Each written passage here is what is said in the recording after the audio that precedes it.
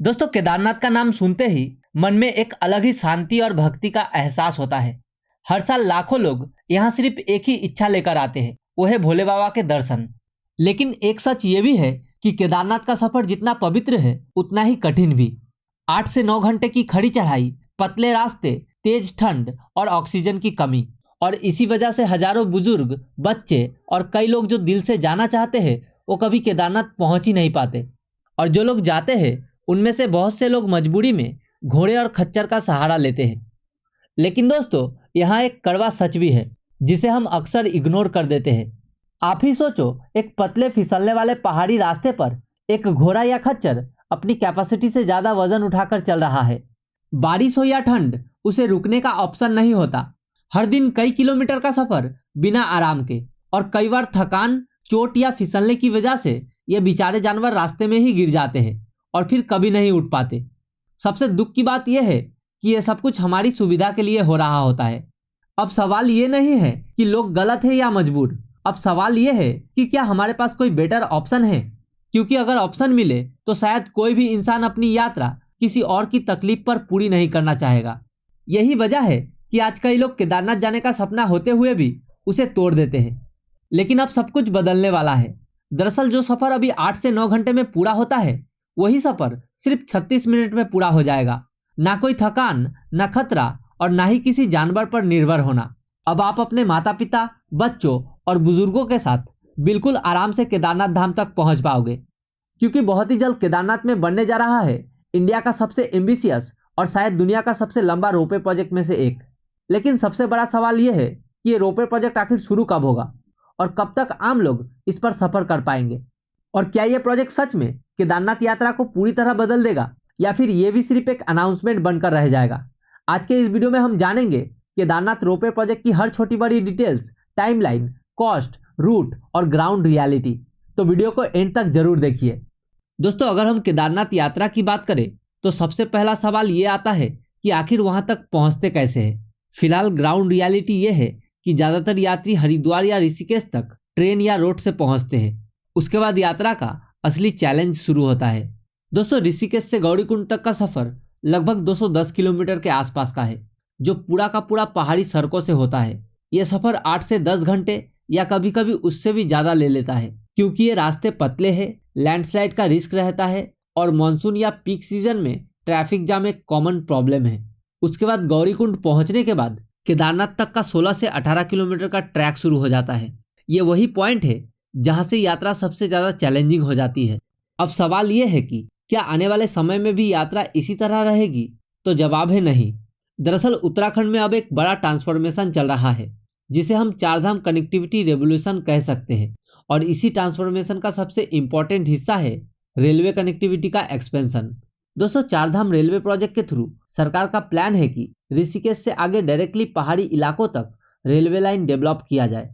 इसी प्रोजेक्ट के अंदर ऋषिकेश से कर्णप्रयाग तक लगभग 125 किलोमीटर लंबी रेलवे लाइन बन रही है, जिसमें कई टनल्स और ब्रिजेस शामिल हैं, ताकि डिफिकल्ट टेरेन को सेफली क्रॉस किया जा सके। दोस्तों, इसका सीधा फायदा ये होगा कि जो सफर अभी 8 से 10 घंटे में होता है वो काफी हद तक कम हो जाएगा, और सबसे इंपॉर्टेंट, यात्रा ज्यादा सेफ हो जाएगा। और आगे चलकर इसी कनेक्टिविटी को बद्रीनाथ और केदारनाथ रूट के करीब तक एक्सटेंड करने की प्लानिंग है। मतलब फ्यूचर में यात्रियों को ना सिर्फ फास्ट ट्रैवल मिलेगा, बल्कि एक ज्यादा रिलायबल और कंफर्टेबल जर्नी एक्सपीरियंस भी मिलेगा। और इसी बदलते हुए इंफ्रास्ट्रक्चर का एक सबसे एम्बिशियस पार्ट है केदारनाथ रोपवे प्रोजेक्ट, जो ना सिर्फ लास्ट मिल कनेक्टिविटी को बदलेगा, बल्कि पूरी केदारनाथ यात्रा के एक्सपीरियंस को रीडिफाइन कर सकता है। अब आगे बढ़ते हैं और डिटेल में समझते हैं कि ये रोपवे प्रोजेक्ट एग्जैक्टली कैसे काम करेगा और ग्राउंड पर इसका स्टेटस क्या है। सोनप्रयाग से केदारनाथ के बीच बनने वाले ये रोपवे प्रोजेक्ट सिर्फ एक इंफ्रास्ट्रक्चर प्रोजेक्ट नहीं है, बल्कि इसे एक गेम चेंजर कनेक्टिविटी सोल्यूशन माना जा रहा है। और इस प्रोजेक्ट को डेवलप करने की जिम्मेदारी मिली है अडानी एंटरप्राइज लिमिटेड को, जो इंडिया के सबसे बड़े इंफ्रास्ट्रक्चर डेवलपर में से एक है। सितंबर 2025 में कंपनी को इस प्रोजेक्ट के लिए ऑफिशियली लेटर ऑफ अवार्ड यानी LOA मिल चुका है, जो इस बात का क्लियर सिग्नल है कि प्रोजेक्ट अब प्लानिंग फेज से निकलकर एग्जीक्यूशन फेज में एंटर कर चुका है।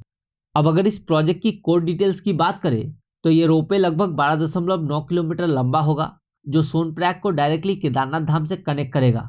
सबसे बड़ी बात, जहां आज लोगों को केदारनाथ पहुंचने के लिए 8 से 9 घंटे की कठिन ट्रैकिंग करनी पड़ती है, वही सफर इस रोपवे के थ्रू सिर्फ 36 मिनट में कंप्लीट हो जाएगा।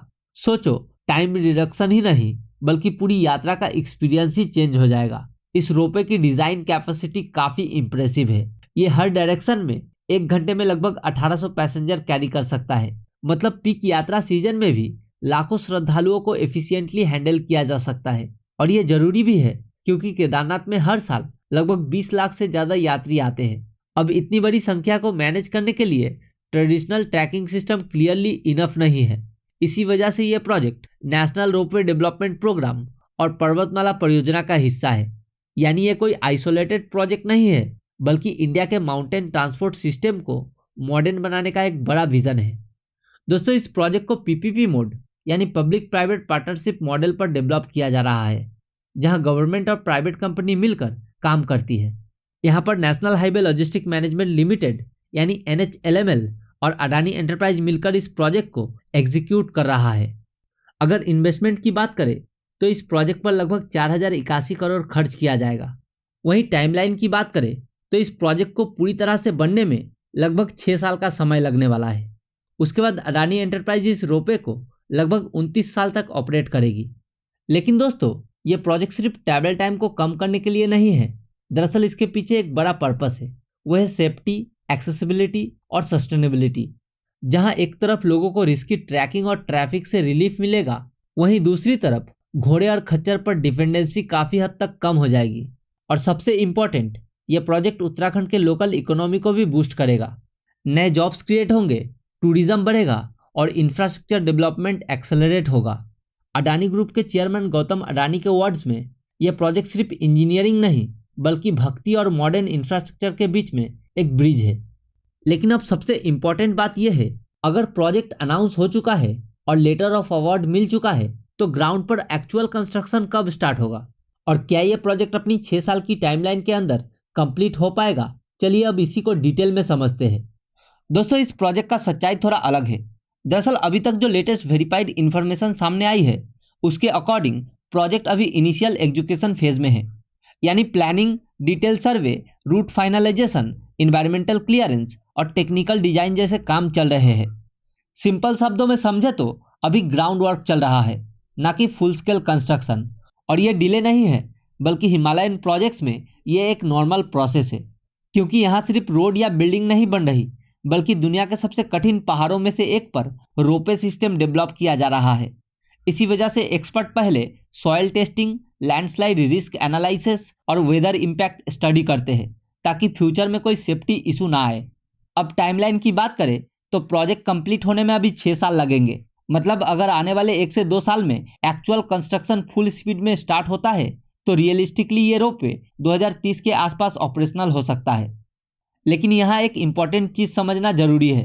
दरअसल इंडिया में कई बड़े इंफ्रास्ट्रक्चर प्रोजेक्ट्स अनाउंसमेंट के बाद डिले भी होते हैं। इसीलिए प्रोजेक्ट पूरा होने की सही टाइमलाइन ग्राउंड प्रोग्रेस पर डिपेंड करेगी।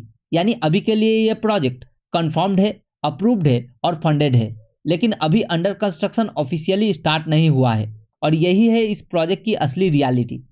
तो दोस्तों, केदारनाथ रोपवे प्रोजेक्ट सिर्फ एक ट्रैवल प्रोजेक्ट नहीं है, ये एक ऐसा स्टेप है जो आने वाले समय में पूरी केदारनाथ यात्रा को रीडिफाइन कर सकता है। जहां आज लोगों को रिस्क, थकान और अनसर्टेनिटी के साथ सफर करना पड़ता है, वहीं कल ये यात्रा फास्ट, सेफ और एक्सेसिबल हो सकती है हर एज ग्रुप के लिए। लेकिन साथ ही ये भी याद रखना जरूरी है कि ग्राउंड रियलिटी और अनाउंसमेंट में फर्क होता है। और इस वीडियो का पर्पस भी वही था, आप तक सच पहुंचाना। दोस्तों, क्या आप केदारनाथ रोपवे का इंतजार कर रहे हो? अपनी राय कमेंट में जरूर लिखिए। और अगर आपको ये वीडियो अच्छा लगा तो लाइक करें, शेयर करें और हमारे चैनल को सब्सक्राइब करना ना भूलें।